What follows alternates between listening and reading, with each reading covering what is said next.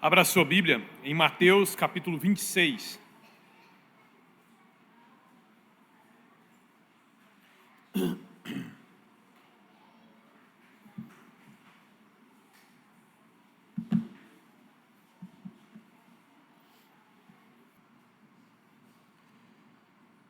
Senhor nosso Deus e Pai, te damos graças porque podemos te louvar. Te damos graças porque agora nós podemos te ouvir. E é isso que nós desejamos, Santo Deus. Não só desejamos, como precisamos. Por isso, nós nos aquietamos, nos silenciamos diante do Senhor. E para isso nós vamos ouvir a Tua palavra a partir da leitura e reflexão sobre aquilo que o Senhor deixou nos registros Teus para nós. Fala conosco, Pai, em nome santo do Senhor Jesus. Amém. Ainda dentro da série sobre a última semana, os últimos dias de Jesus aqui na Terra, convido você a lermos Mateus capítulo 26 e vamos ler a partir do versículo 47.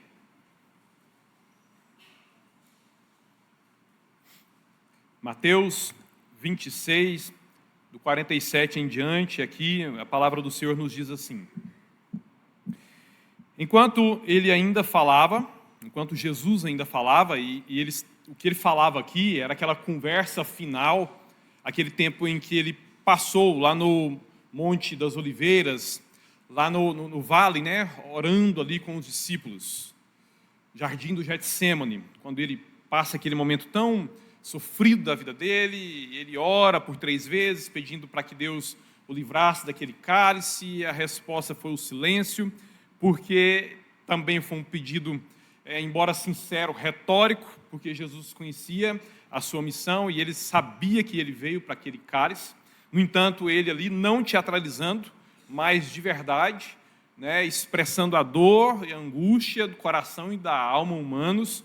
Ele ora ao Senhor daquela forma, seus discípulos estão ali com ele, e depois de ter orado por 3 vezes, pedindo ao Pai para livrá-lo daquele cálice, se possível, que não era, Jesus então está ali conversando com os discípulos, falando o que viria a acontecer logo em seguida.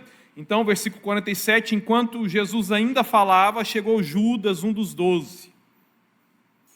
Com ele estava uma grande multidão, essa multidão estava armada de espadas e varas, e eles tinham sido enviados pelos chefes dos sacerdotes e pelos líderes religiosos do povo. O traidor havia combinado um sinal com eles, dizendo-lhes: aquele a quem eu saudar com um beijo é ele, prendam-no. Dirigindo-se imediatamente a Jesus, Judas disse: salve, mestre, e o beijou. Jesus perguntou: amigo, o que o traz aqui? Então os homens se aproximaram, agarraram Jesus e o prenderam. Um dos que estavam com Jesus, e os outros vão dizer que era Pedro, estendendo a mão, puxou a espada e feriu o servo do sumo sacerdote, decepando-lhe a orelha. Disse-lhe Jesus: guarde a espada, pois todos os que empunham a espada, pela espada morrerão. Você acha que eu não posso pedir a meu Pai e Ele não colocaria imediatamente à minha disposição mais de 12 legiões de anjos? Como então se cumpririam as Escrituras, que dizem que as coisas deveriam acontecer dessa forma? Naquela hora, Jesus disse à multidão: estou chefiando alguma rebelião para que vocês venham prender-me com espadas e varas? Todos os dias eu estava ensinando no templo e vocês não me prenderam. Mas sabe por que é que vocês estão fazendo dessa forma? Porque é necessário que as coisas se cumprissem assim, para que se cumprissem as Escrituras dos profetas. Então todos os discípulos o abandonaram e fugiram. Todos os discípulos, todos, o abandonaram e fugiram. Se você estivesse sendo dominado, oprimido, subjugado por alguém, o que é que você mais desejaria na sua vida? Ser livre, não? Se alguém estivesse te dominando, te maltratando, te oprimindo, e você não conseguisse escapar das garras desse opressor, o que mais você desejaria senão a liberdade? E caso chegasse alguém que te libertasse, então, como é que você receberia e trataria essa pessoa que estava ali para te libertar, para te conduzir para a vida? Como essa pessoa seria recebida e tratada por você? Pois bem, essa condição de opressão, de domínio, de estar subjugado por alguém mau, esse era o estado, essa era a condição de Israel, de todo Israel, ali nos dias de Jesus. E não era novidade para os moradores, para os israelitas daqueles dias.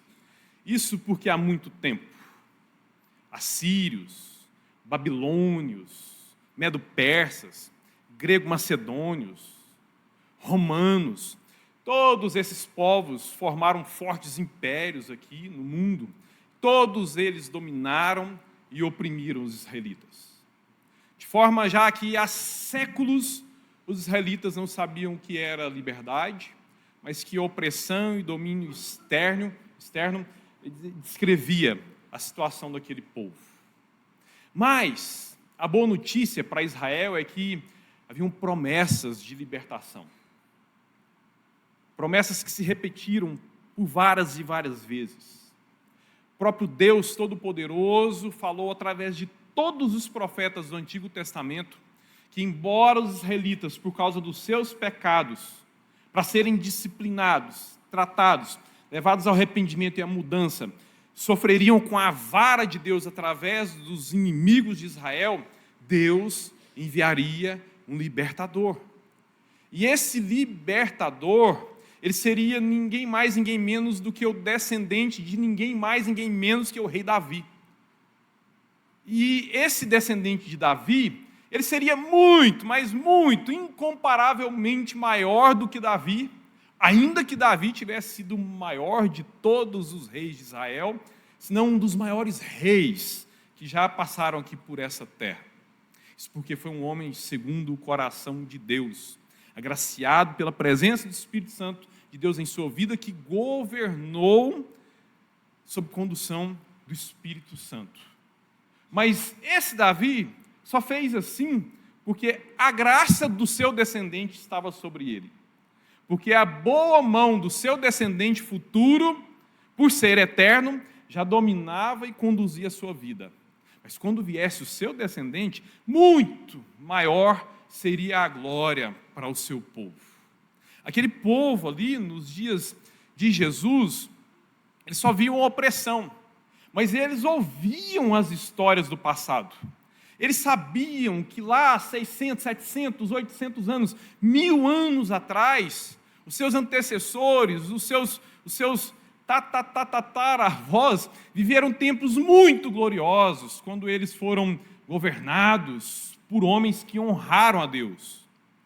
Eles não sabiam o que era isso, os seus avós não sabiam o que era isso, seus bisavós não sabiam o que era isso. Mas eles ouviam com muita segurança e paixão por parte dos corações daqueles que lhes transmitiam aquelas histórias, que não eram apenas transmissões verbais, mas que haviam sido registrados nos livros da história daquele povo. Por isso, então, é de se esperar que alguém que está sendo oprimido e que tem a promessa de libertação segura, e que eles não apenas estão ouvindo a respeito de coisas que viriam a acontecer, mas que coisas que já tinham acontecido e que, quando voltassem a acontecer, elas viriam numa plenitude muito maior. É óbvio que esse povo tivesse no seu coração o desejo profundo, sincero, de que esse libertador chegasse. E quando esse libertador chegasse, como é que esse povo receberia esse libertador? Como é de se esperar que esse povo trataria o seu libertador? O libertador que traria a salvação, depois de séculos e séculos, de tanta opressão, de tanto sofrimento. Como é que você trata esse libertador? O libertador chegou e eles o prenderam, eles o julgaram, eles o mataram. E a prisão de Jesus começou com uma grande multidão armada, de espadas, varas e tochas, indo ao seu encontro, e de seus discípulos lá no lugar de oração. A multidão, você leu, ela era composta principalmente pelos guardas do templo, e eles tinham ali sido enviados pelos líderes religiosos de Israel, sendo que grande parte desses guardas que ali estavam também eram homens da fé, eram funcionários do templo, eram homens separados e ungidos por Deus para aquele serviço, guardarem o templo, protegerem as coisas do Senhor. Mas que ironia, quando nós lemos esse relato nos evangelhos.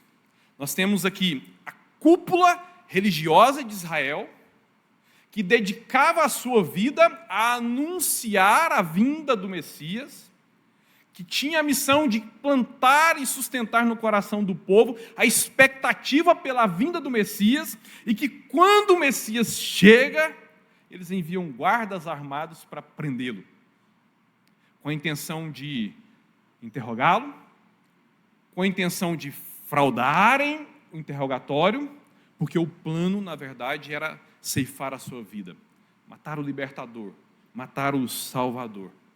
E a multidão ali, armada e muito mal intencionada, ela chegou ali. Não bastava eles serem homens da religião, chegaram ali conduzidos por ninguém mais, ninguém menos do que o apóstolo de Jesus, Judas Iscariotes. Alguém que andou com Jesus por 3 anos, alguém que aprendeu com Jesus por 3 anos, alguém que foi amado por Jesus por 3 anos. Judas, que de entre os da multidão era o que mais conhecia o Senhor e que por isso, conforme nos dizem os evangelhos, sabia muito bem onde encontrar Jesus, porque ele, com o seu grupo seleto, sempre que ia a Jerusalém, se reuniam para momentos de oração lá no Monte das Oliveiras, lá naquele vale de clamor, de busca pelo Senhor. A polícia local da capital dos judeus, ela então veio para prender Jesus. Eles vieram com aquela guarnição, sabe por quê? Porque eles esperavam prender ali um revolucionário messiânico. Para que enviar tantos homens assim, e todos eles armados? Mas eles chegam ali como se Jesus também estivesse ali com uma multidão armada e perigosa. Que quando eles avistassem as lanternas dos guardas chegando, sob as ordens de Jesus, com toda certeza eles reagiriam quando eles tentassem colocar as suas algemas em Jesus. Mas quando a guarda chega, eles tiveram uma humilhante surpresa. Muito ao contrário de reagir e de estimular qualquer reação em autodefesa por parte de seus discípulos, como foi que Jesus se portou? Jesus calmamente se apresentou, calmamente, sem resistência alguma, se entregou. Quando um dos seus discípulos reagiu, ele o repreendeu e apaziguou todo o grupo. Sabe por que Jesus agiu assim? Depois Paulo explicou, lá em Efésios 6,12.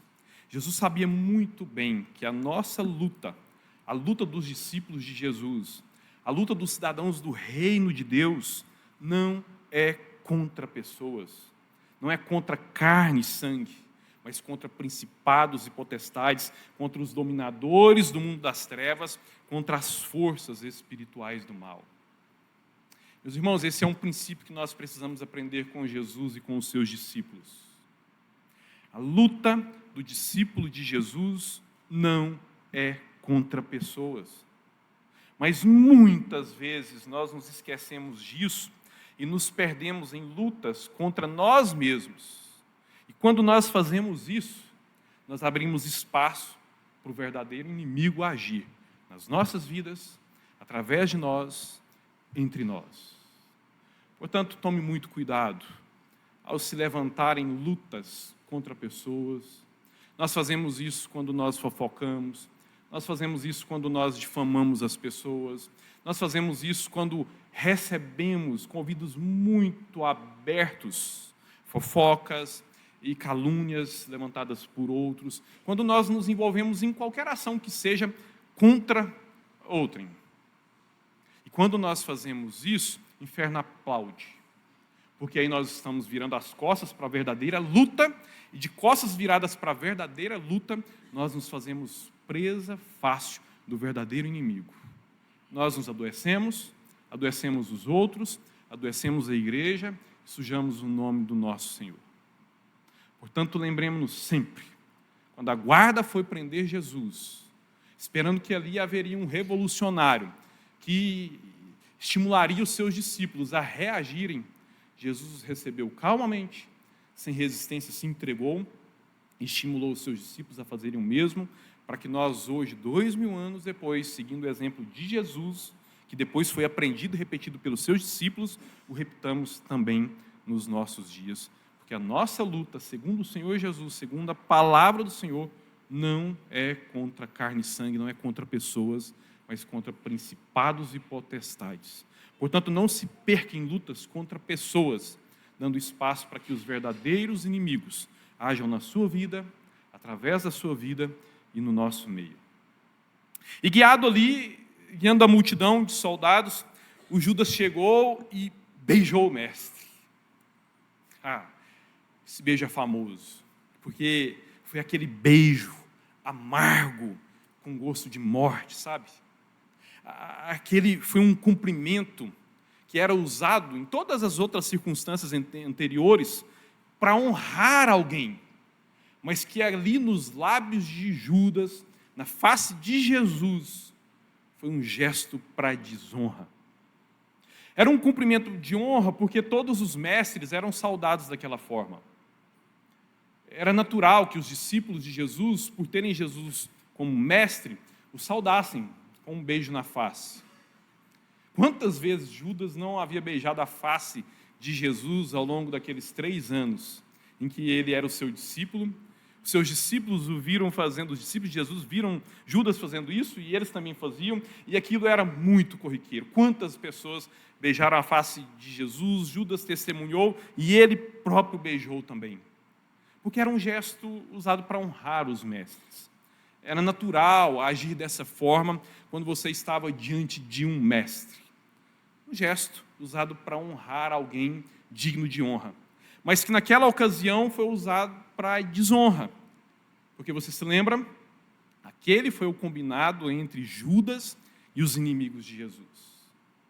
Aquele em quem eu der um beijo, nós vamos chegar lá, vai estar tudo escuro. Os discípulos de Jesus, inclusive Jesus, são galileus, eles não são daqui, vocês não estão acostumados com o grupo dos discípulos e com o próprio Senhor Jesus aqui nas ruas de Jerusalém, vocês são daqui, nós somos lá da Galileia, lá vai estar escuro, tem multidões de pessoas aqui em Jerusalém, vocês estão nesses dias muito agitados, trabalhando muito, vocês vão precisar que o mestre seja identificado. E eles próprios também sabiam disso. E Judas é o que melhor conhecia o mestre, que não confundiria com os outros discípulos. Judas, a gente precisa de uma marca, é verdade, vocês precisam de um gesto da minha parte, então é comum que eu chegue e beije primeiro Jesus. Aquele em quem eu der um beijo, vocês podem prendê-lo, é o Senhor Jesus. Meus irmãos, é muito interessante que quando Judas combina o beijo com os captores de Jesus, aparece a palavra lá no grego, original, fileim, que é beijo no sentido genérico, um beijinho. Vou chegar lá e vou dar um beijinho nele. Aquele em quem eu chegar lá e der um beijinho, né, um beijo comum, não um beijo específico, vocês vão saber que é Jesus.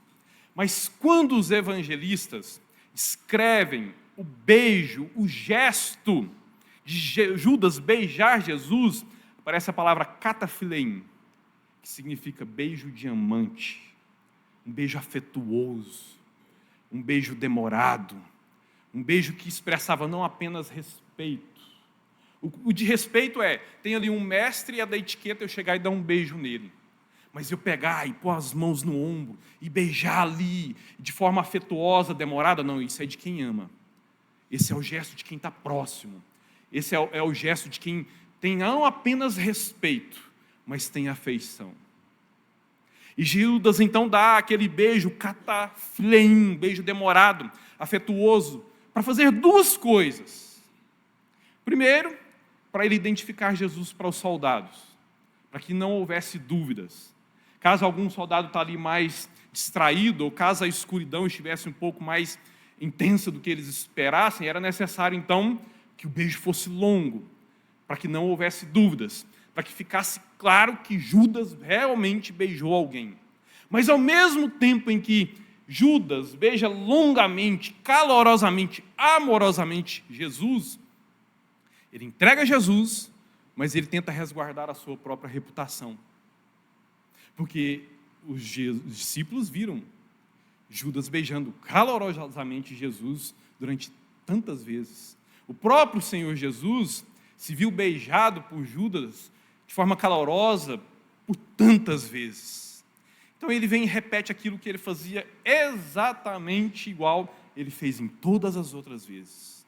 Não há apenas um beijo ritualístico, não apenas algo corriqueiro, não apenas um olá, mas o beijo de alguém que ama, o beijo de alguém que nutre afeto, o beijo de alguém que tem admiração.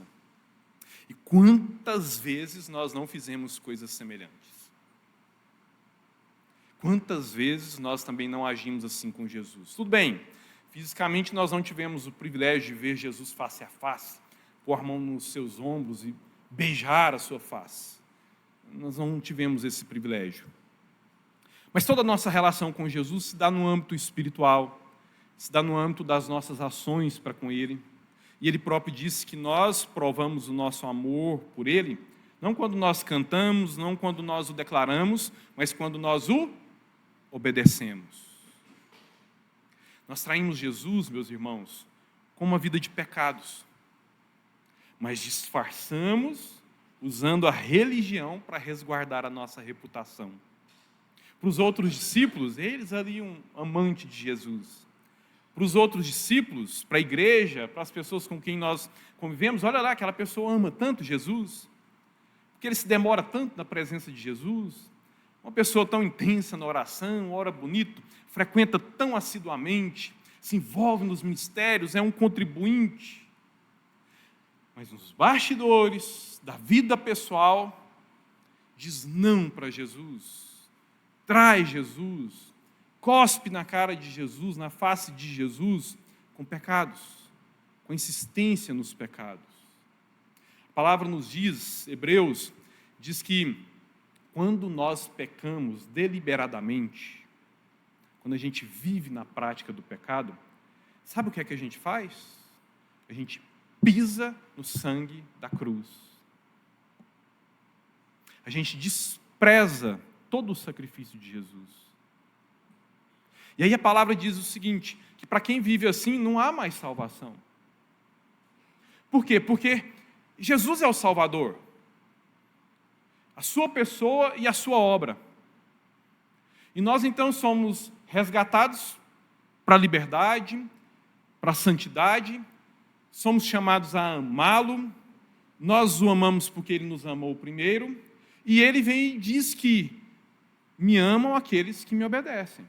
Não são aqueles que cantam para mim, não são aqueles que declaram amor por mim, não são aqueles que memorizam a Bíblia, não são aqueles que contribuem generosamente, não são aqueles que trabalham intensamente na igreja.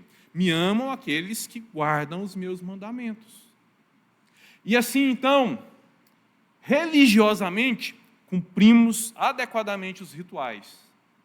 Mas na prática, no coração, com os pensamentos, com os lábios, desprezamos os mandamentos do Senhor e dizemos assim, então, deliberadamente que não amamos, e Ele sabe de tudo isso. Mas, cuidado. Judas podia até enganar os discípulos, mas ele não podia enganar o Mestre. Jesus desmascarou Judas. Lucas 22:48. Judas? Então é com um beijo que você está traindo o Filho do Homem? Por isso, todas as vezes em que você desobedece o Senhor, desonra o Senhor, repetindo deliberadamente uma prática pecaminosa, ouça Jesus falando. Então é com isso que você trai o Filho do Homem? Então é com essas palavras que você trai o Filho do Homem? Então é com essas práticas que você trai o Filho do Homem? Então é com esses pensamentos que você trai o Filho do Homem? Judas, meus irmãos, ele se esqueceu da essência de Jesus e do caráter do reino. Sim, estava 3 anos aprendendo sobre Jesus. O conteúdo da pregação de Jesus principal, o centro da pregação de Jesus era o reino de Deus. Ninguém sobre a face da terra, senão Judas e os outros discípulos, os outros 11, tinham aprendido tanto sobre a pessoa de Jesus e o reino de Deus. Mas quando Judas vem e age daquela forma aqui, ele nos mostra que ele tinha se esquecido, ele perdeu tanto a essência de Jesus quanto o caráter do reino. Onde é que nós vemos isso? O fato de Judas combinar com os religiosos, com os líderes religiosos, os líderes do povo, sobre a prisão de Jesus, e eles chegarem ali com um destacamento de soldados para prender.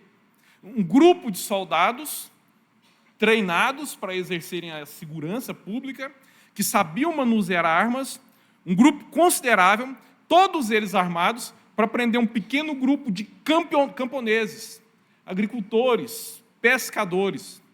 E Judas estava por trás disso. É Judas quem dá a estratégia da prisão. É Judas quem orienta o proceder dos líderes religiosos. Não vão vocês não. Mandam os guardas do templo, mandam alguns soldados e mandam um grupo bom e vão armados. O que é que Judas pensava? O que é que estava ali na mente, no coração de Judas, que o leva a dar essa orientação para a turma lá em Jerusalém e os orientar a virem assim, tão bem equipados, tão bem armados? De onde foi que Judas tirou essa ideia? Porque antes dos discípulos deixarem o ambiente da Santa Ceia e se dirigirem lá para o Monte das Oliveiras, entre a Santa Ceia, imediatamente após Jesus dizer para Pedro que Pedro o negaria 3 vezes antes de julgá-lo cantar, Jesus tinha dito assim para os discípulos: vocês se lembram quando eu enviei vocês? Eu falei para vocês não levarem isso, não levarem aquilo, faltou alguma coisa para vocês? Faltou nada, Senhor Jesus, não faltou nada. Mas agora, a minha orientação é outra. Se você tem bolsa, levem-na, leva também saco de viagem, e se você não tem espada, venda a sua capa e compre uma espada. Lucas 22:36. Só que Judas, ele tinha se esquecido verdadeiramente da essência de Jesus e do caráter do reino. Porque Jesus, ele explicou que aquelas espadas, elas não eram para os discípulos se armarem, para se defenderem fisicamente e entrarem em guerra contra os seus captores, contra os seus algozes. Não, o uso daquelas espadas, ou a presença, não o uso, mas a presença daquelas espadas, seria simplesmente para que se cumprisse Isaías 53:12. Lucas 22:37, Jesus disse: vocês têm que ter espadas com vocês, porque está escrito: e ele foi contado com os transgressores, e eu lhes digo que isso precisa se cumprir em mim. Sim, o que está escrito ao meu respeito está para se cumprir. Tanto é que imediatamente os discípulos disseram: Senhor, nós temos aqui 2 espadas. Jesus falou: é suficiente, não precisa mais do que isso não. 2 espadas para um grupo de camponeses seriam suficientes para a guerra? Não, porque a intenção não era a guerra. A intenção era que se cumprisse as Escrituras em todas as circunstâncias da vida, do ministério, inclusive da prisão de Jesus. Só que, meus irmãos, o pecado distorceu a visão de Judas sobre Jesus e sobre o seu reino. E o pecado continua fazendo o mesmo hoje nos nossos dias. A presença do pecado em nossas vidas distorce toda a nossa visão sobre Deus, toda a nossa visão sobre a sua palavra, toda a nossa visão sobre a sua obra. E assim, então, quando nós acalentamos, sustentamos, nutrimos o pecado na nossa vida, a gente distorce aquilo que a gente aprendeu, a gente distorce o sentido da comunhão, a gente distorce o sentido da graça, a gente distorce o sentido do perdão. A presença do pecado nos leva a distorcer tudo, nos leva a perder a essência de Jesus e a essência do seu reino. Por isso, muito cuidado ao acalentar pecados em sua vida, porque o pecado pode estar fazendo o mesmo com você hoje. Caso você tenha perdido a visão da missão, caso você tenha perdido a bela visão sobre a igreja, a bela visão sobre a obra do Senhor, a bela visão sobre a comunhão cristã, a bela visão sobre o serviço cristão, é porque pode ser que haja um pecado aí instalado, confundindo a sua visão, te levando a perder a essência das coisas do Senhor para a sua vida, assim como aconteceu com Judas. E nós não estamos imunes. Por que foi que Judas fez isso? Porque Judas estava possesso. Lucas 22:3 e João 13:27 nos contam que o diabo entrou em Judas e movia Judas. Quando Judas, interessante isso, ele ficou possesso, ele ficou agitado, babando, se descabelando, se debatendo no chão ou agredindo os outros? Não, nós já meditamos sobre isso aqui. O que foi que Judas fez quando ele estava possesso, dominado por Satanás? Judas terminou o jantar, se levantou, foi fazer negócios com os religiosos, conduziu autoridades, foi ao encontro de Jesus, cumprimentou-o cordialmente, beijando. E é digno de nota que Judas, possesso, traindo Jesus com um beijo, estava com os pés lavados e de ceia tomada. Ele faz tudo isso depois de Jesus ter lavado os seus pés e depois ele ter comido pão e bebido cálice com Jesus e os discípulos. Meus irmãos, nós limitamos muito o nosso entendimento aos estereótipos. Sabe? A gente relaciona possessão, influência demoníaca, opressão maligna com gente de olhos revirados, com gente que grita, com gente que rola pelo chão, com gente que faz aberrações, coisas grotescas que chamam a atenção. Só que o que a Bíblia nos mostra é que sim, pode haver casos assim, como Gadareno, por exemplo, como muitos outros que foram libertos pelo Senhor Jesus e que estavam em situações tão degradantes assim, mas a Bíblia também nos mostra pessoas possessas agindo de forma bem elegante, fazendo as coisas mais triviais do dia a dia. Possesso, jantando, terminando o jantar, se levantando, indo fazer negócios financeiros, conduzindo autoridades. Você se lembra, por exemplo, quando Paulo chega lá em Filipos? Quem era possessa em Filipos? Aquela jovem escrava. E o que é que ela fazia? Ela pregava algo que era totalmente compatível com o Evangelho. Ela gritava para as multidões, apontando para Paulo e para a equipe missionária de Paulo: esses homens aqui são servos do Deus Altíssimo e eles foram enviados aqui para pregar o caminho da salvação. O que está de errado nisso? O que é que Paulo e a sua equipe missionária faziam? Eram servos do Deus Altíssimo, enviados por Deus ali para aquela cidade para anunciar o caminho da salvação. Ela estava mentindo? Ela não estava mentindo. No entanto, Paulo olha para aquilo e entende: essa mulher está possessa. Isso não vem dos lábios dela, é o próprio Satanás falando. Mas Satanás falando a verdade? Sim, verdade dita na hora errada. Porque quanto antes fosse descoberto nas ruas de Filipos que Paulo e os seus companheiros eram servos do Deus Altíssimo, estavam ali para pregar uma mensagem espiritual de salvação, mais rápido os inimigos do Evangelho se levantariam para fechar as portas para a pregação naquela cidade. Então era muito necessário que, num primeiro momento, eles ficassem às escondidas, conversando primeiramente com o grupo dos interessados, e os interessados eram os que se reuniam para orar e ler a palavra do Senhor. E aí, então, quando o Evangelho, que é poderoso, escancarasse as portas desse grupo, ele se derramaria pelas ruas da cidade, semelhantemente como aconteceu com Jesus no início do seu ministério. Quando ele, então, curava pessoas, libertava pessoas, lá no início a orientação dele é: vai, não conta para ninguém. Porque quanto mais rápido as pessoas soubessem, mais rápido viriam os utensílios, e ele tinha um tempo para cumprir. E aquela mulher ali, pregando, falando verdades, exaltando a Deus e aos servos de Deus, mas possessa, usada por Satanás.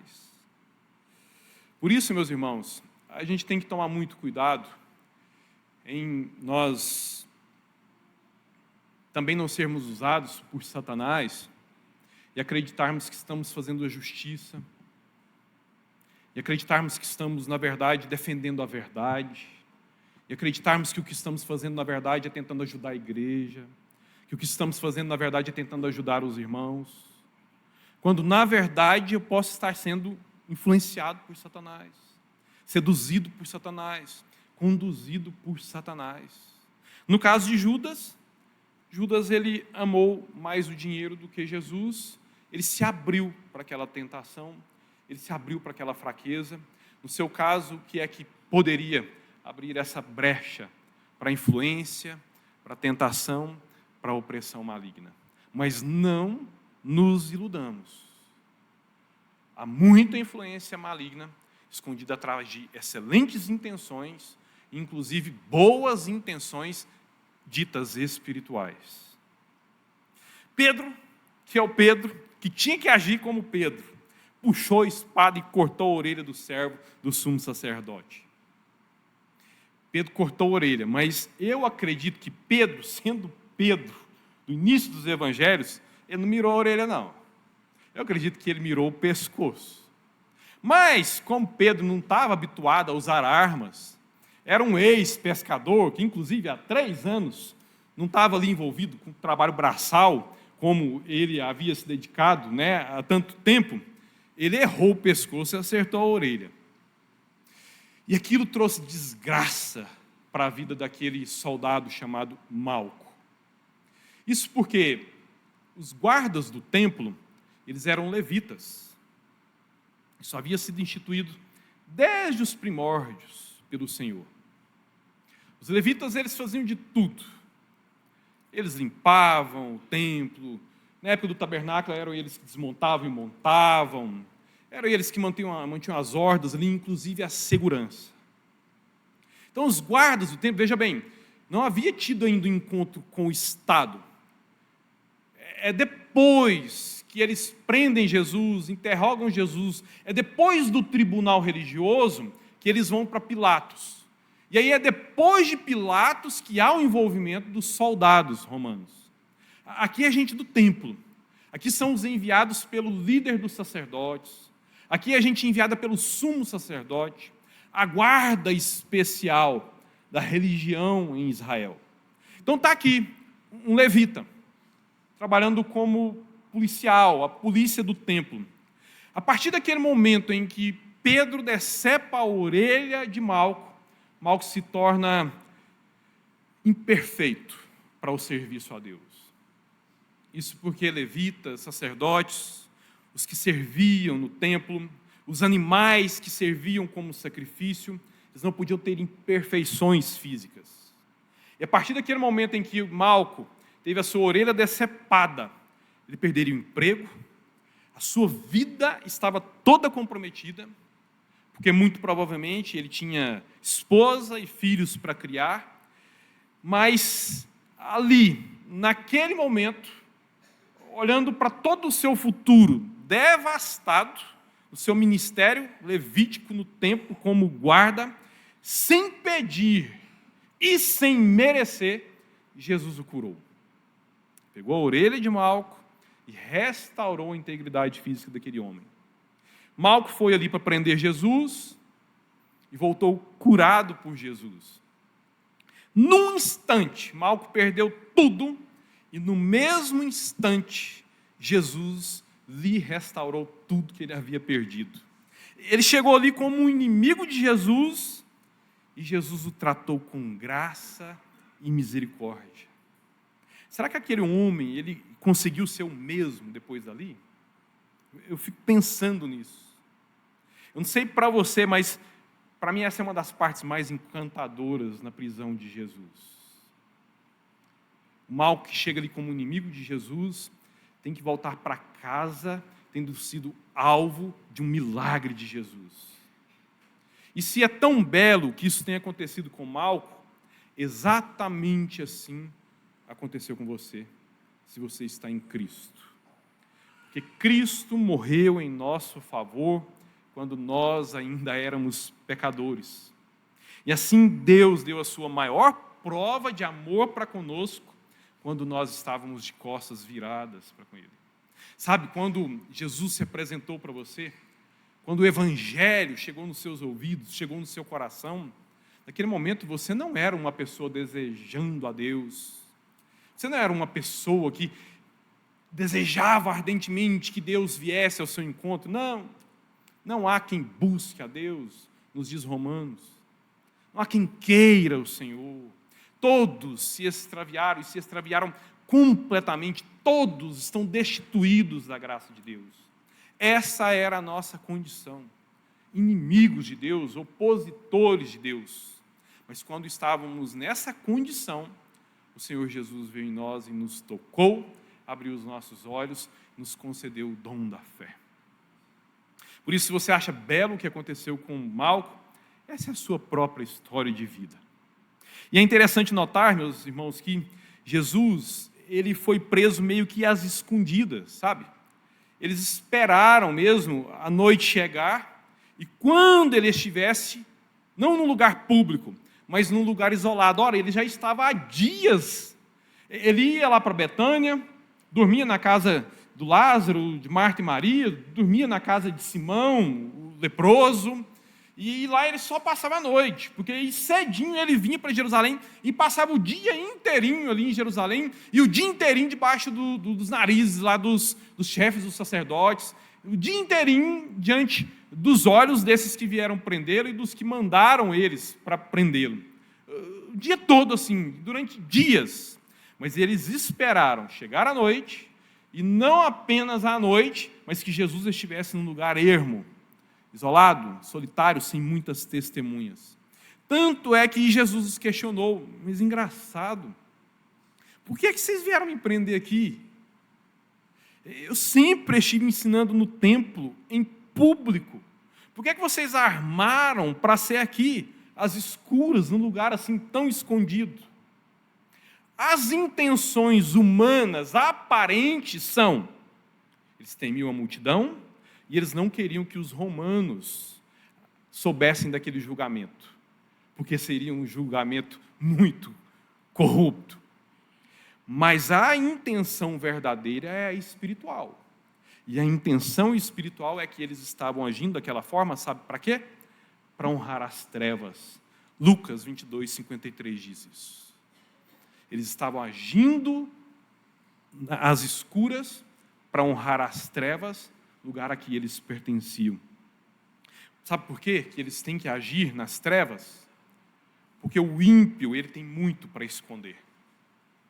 É perigoso para o ímpio ele revelar as suas ações à luz do dia, porque muitas das suas ações, elas não podem ser vistas, elas precisam ser escondidas. Em contraste, as obras de Jesus, elas eram sempre realizadas às claras. E 1 João 1,5 nos diz: essa é a mensagem que dele ouvimos e transmitimos a vocês. Deus é luz, nele não há treva alguma. Se afirmarmos que temos comunhão com ele, mas andarmos nas trevas, nós mentimos e não praticamos a verdade.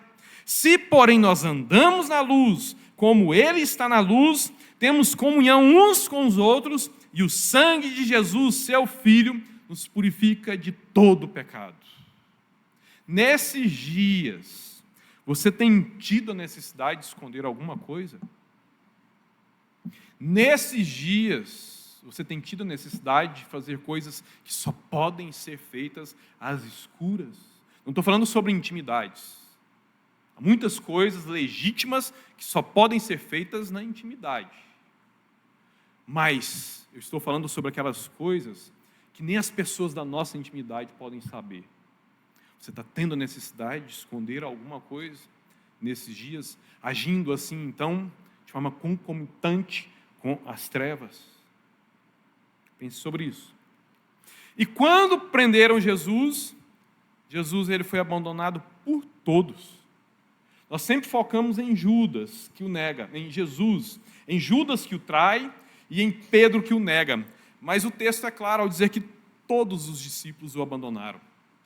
3 anos totalmente juntos, 3 anos de total dedicação a eles, na sua pior hora, foi totalmente abandonado por aqueles a quem ele considerava amigos, por aqueles que ele chamava de amigos. Eu não lhes chamo mais servos, vocês são meus amigos, porque os servos, o Senhor não revela os seus planos. Para vocês eu revelo os meus planos, porque para os amigos a gente conta a intimidade, para os amigos a gente revela os planos, as intenções. Só que, meus irmãos, para Jesus não era surpresa, porque o profeta Zacarias já tinha anunciado isso séculos atrás. Zacarias 13:7, levante-se, ó espada, contra o meu pastor, contra o meu companheiro, declara o Senhor dos Exércitos, fira o pastor e as ovelhas se dispersarão. Jesus ele já tinha advertido que isso aconteceria também. E o fato de Jesus ficar ali sozinho para enfrentar a adversidade, e na sua pior hora os seus discípulos o abandonarem, isso revela 2 coisas para nós: a grandeza do Senhor e a nossa pequenez. Se nós estamos em Cristo, meus irmãos, nós somos as suas ovelhas, e como ovelhas, que essa limitação dos discípulos nos ensinam, e que é, né, a intenção do Senhor de nos trazer à tona dos nossos corações, é que grande é o nosso Senhor, todo-poderoso é o nosso Senhor, autônomo é somente o nosso Senhor.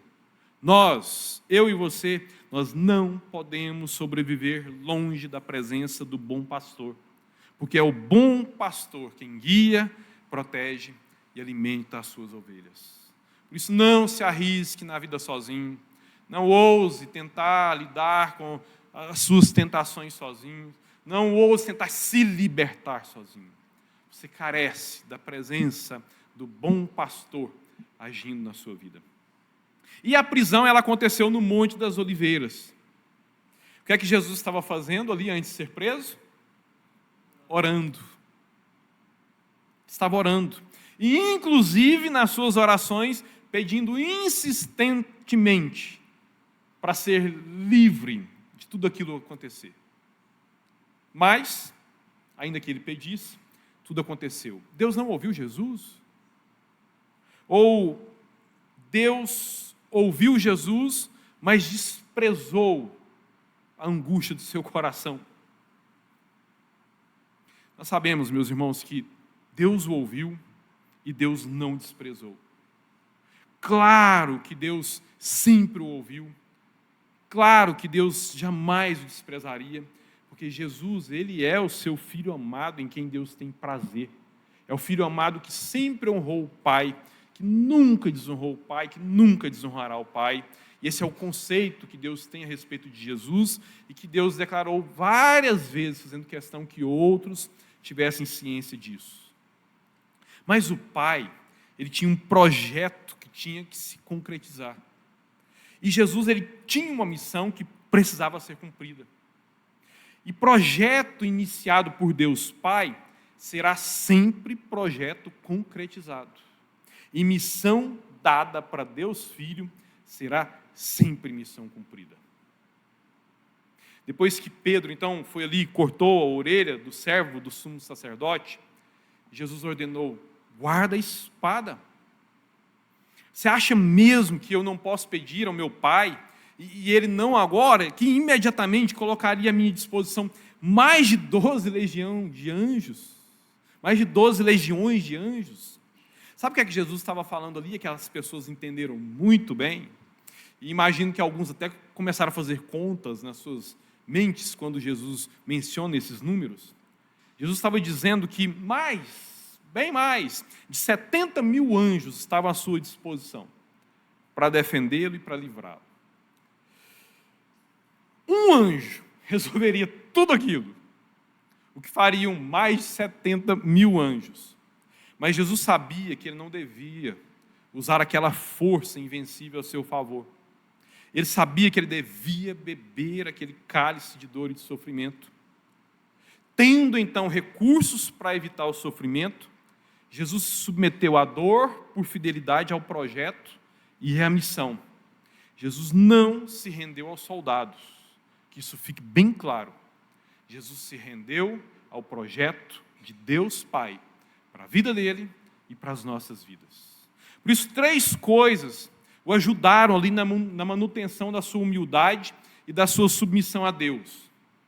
Jesus declarou, versículo 54, se eu invocar esses anjos todos, como então se cumpririam as escrituras que dizem que as coisas deveriam acontecer dessa forma? As coisas estão acontecendo como elas têm que acontecer. Se eu invoco o socorro, o livramento desses anjos todos, isso aqui para, o projeto para. E eu não posso deixar. Mas o que é que mantém Jesus firme no cumprimento da missão? Conhecimento da palavra. Ele sabia que profecias apontavam para aquele dia, para aqueles fatos. Mas não apenas conhecimento, mas também obediência à palavra, o desejo de ver a palavra que ele conhece se cumprindo, e porque ele tinha passado um bom tempo orando antes de ser preso. E eis aqui a receita infalível para quem quer honrar a Deus em sua vida. Conhecer a palavra do Senhor, obediência à palavra do Senhor e se dedicar à vida de oração. Irmão, o Pai tem projeto para as nossas vidas também. Assim como Ele tinha e tem projetos para a vida de Jesus, Ele tem projetos para a sua vida também. Primeiro Ele quis nos salvar, e agora Ele está trabalhando em nós para nos fazer crescer, até nós chegarmos à maturidade de Jesus, para termos comunhão plena, comunhão perfeita com Ele, como Jesus tem. E nós também temos missões que precisam ser cumpridas. Nós devemos honrar o Pai ao longo de nossas vidas aqui. Para Jesus, missão dada foi missão cumprida. Para você, missão dada tem sido missão cumprida também? E se não, o que é que está te atrapalhando a cumprir a missão de Deus para a sua vida? O que nos atrapalha, meus irmãos, é tirar os olhos de Jesus. Quando nós lemos lá em Hebreus 12, versículos 1 e 2, e ele está refletindo ali, o autor refletindo sobre os heróis da galeria da fé do capítulo anterior, ele aponta para o fato de que aquelas pessoas, elas tinham os olhos firmados em Deus. Não era um mérito de nenhum deles ali da galeria da fé. Eles se tornaram em testemunhas para nós, porque eles olharam para Deus. Eles encararam a vida com os olhos da fé. Por isso esse é o chamado para mim e para você também. Para nós honrarmos o nosso Senhor, cumprirmos a missão de Deus para as nossas vidas, nós precisamos ter os olhos fixos em Jesus. Mas todas as vezes que nós tirarmos os olhos de Jesus, nós também vamos fraquejar. Nós também vamos nos desviar, nós também vamos nos perder no caminho.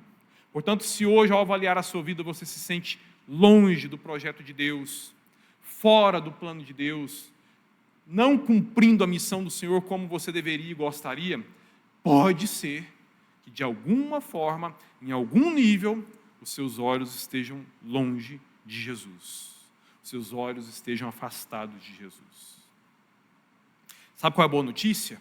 Concluindo, depois que Judas beijou Jesus, e Jesus sabia de tudo o que estava acontecendo ali, e Jesus estava no controle de tudo o que estava acontecendo ali, antes de Jesus falar para Judas, então é assim que você trai o filho do homem, sabe do que foi que Jesus chamou Judas? Amigo. Amigo, o que foi que te trouxe aqui? Amigo, por que é que você está aqui? Se fosse eu, provavelmente eu estaria ironizando. Ô, amigo, ainda bem que você veio, hein? Mas Jesus não tem tempo para isso, e Jesus não tem um coração ruim como o meu. Jesus jamais ironizaria assim. Principalmente num momento tão importante, diante de uma circunstância tão importante como aquela para o plano da redenção. Jesus estava sendo completamente sincero quando ele se dirigiu a Judas, chamando-o de amigo. Apesar do que Judas fez, Jesus mantinha sua afeição por ele. E ao chamá-lo ali de amigo, Jesus estava dizendo que as portas estavam abertas para o arrependimento, caso Judas se arrependesse. Mas, infelizmente, Judas preferiu resolver o problema do jeito do seu próprio coração. Judas foi e tirou a sua própria vida.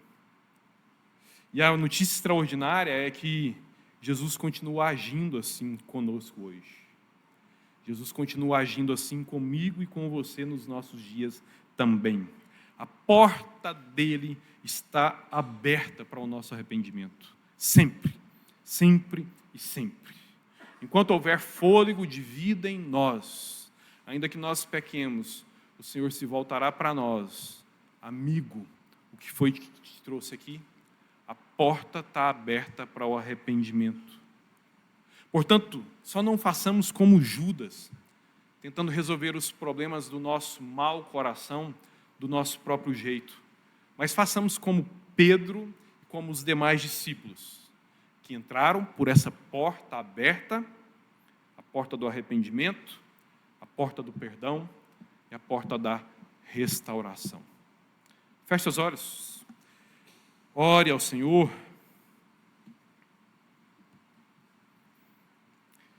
Talvez o Senhor falou de uma forma mais especial em algum ponto dessa palavra e você precisa orar sobre isso.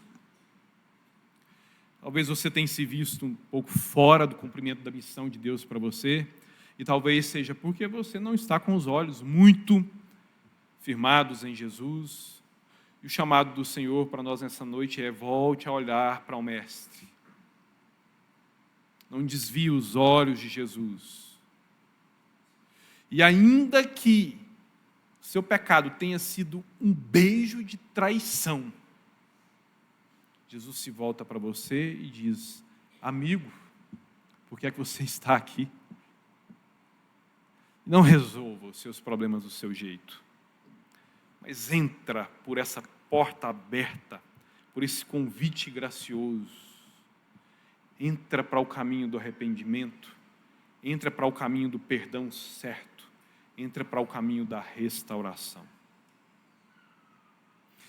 Senhor, obrigado porque nós estamos aqui nessa noite, obrigado por essa palavra, obrigado por esses testemunhos. Obrigado, Senhor, obrigado. Obrigado porque nós temos o privilégio de aprender com os erros dos teus servos do passado, Santo Deus, mas também nós temos a tristeza de nos identificar com os erros deles aqui hoje. Mas que bom que o Senhor nos chama para o mesmo que o Senhor chamou os seus discípulos. Nos livra, Santo Deus, de como Judas rejeitarmos o perdão e resolvermos as coisas do jeito do nosso próprio coração. Mas nos ajuda, Santo Deus, a, como Pedro, profundamente arrependido, chorou amargamente por causa do seu pecado e se voltou para o Senhor, assim como os outros discípulos também se voltaram e foram recebidos pelo Senhor, e foram perdoados, e foram restaurados, e foram enviados, e foram usados, e hoje são exemplos que nos inspiram, Santo Deus.